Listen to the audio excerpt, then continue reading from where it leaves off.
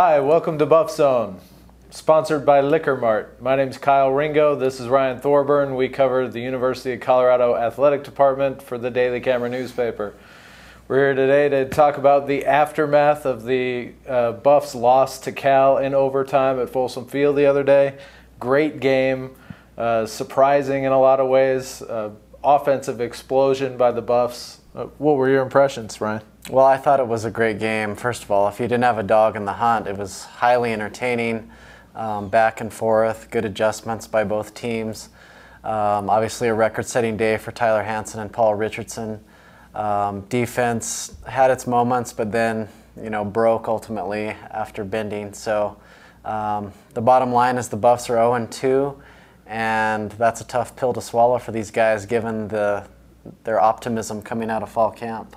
With the kind of athleticism that Cal has, you're going to see a lot of that in the Pac-12 from other teams this year. And the way the Buffs were able to move the ball, have some explosive plays, some big plays, and hang right in there with Cal after they got the offense going, that sort of gave me a little bit of optimistic feel about the Buffs. I'm not saying they're going to go out and win 7-8 games here and go to a bowl game. I'm not saying that by any stretch of the imagination, but I do feel a little bit more confident about this team's ability to play with some of these Pac-12 teams as we get into the Pac-12 schedule next month. And even as, we look briefly ahead to them going to Ohio State in a week.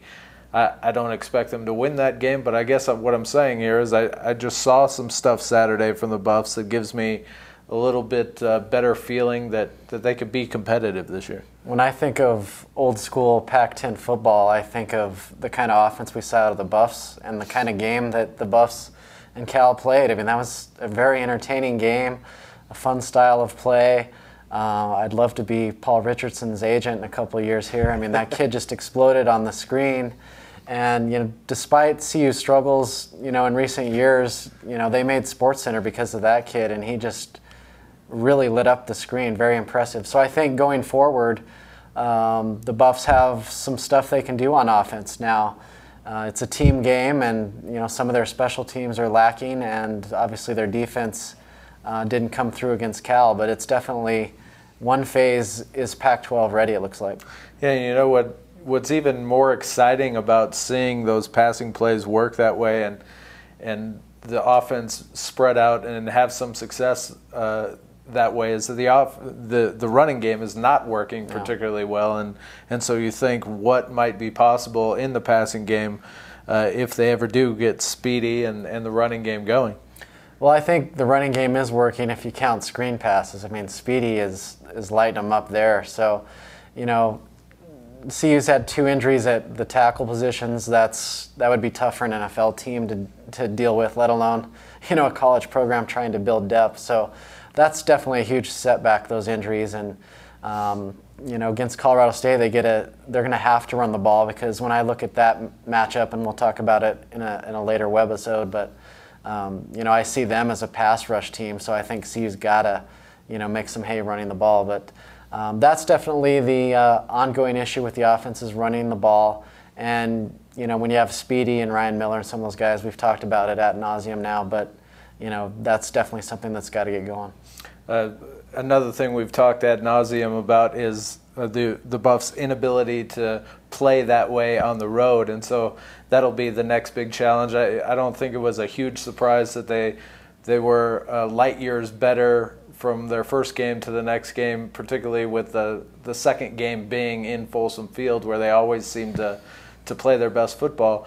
Now what they have to do is take that same intensity and that same sort of productivity and efficiency and be able to play that way on the road, or even this week against Colorado State in a neutral environment in Denver.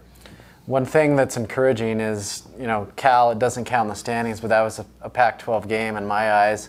And it makes you wonder, when USC and Arizona and some of these teams come to Boulder, and there's the excitement, and CU's obviously a vastly greater team at home than they are on the road. Now, instead of saying, well, Oregon's going to win 52-7, you can say, well, maybe CU can hang in the track meet for a half and get a couple turnovers and, maybe at least make it competitive. So I think that's encouraging as their brand of football is starting to trend towards Pac-12 play. Yeah, exactly.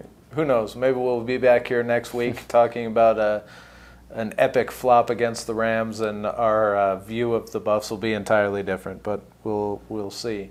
We'll be back in a couple of days here, and we'll give you the setup on the Rams and the Buffs in Denver.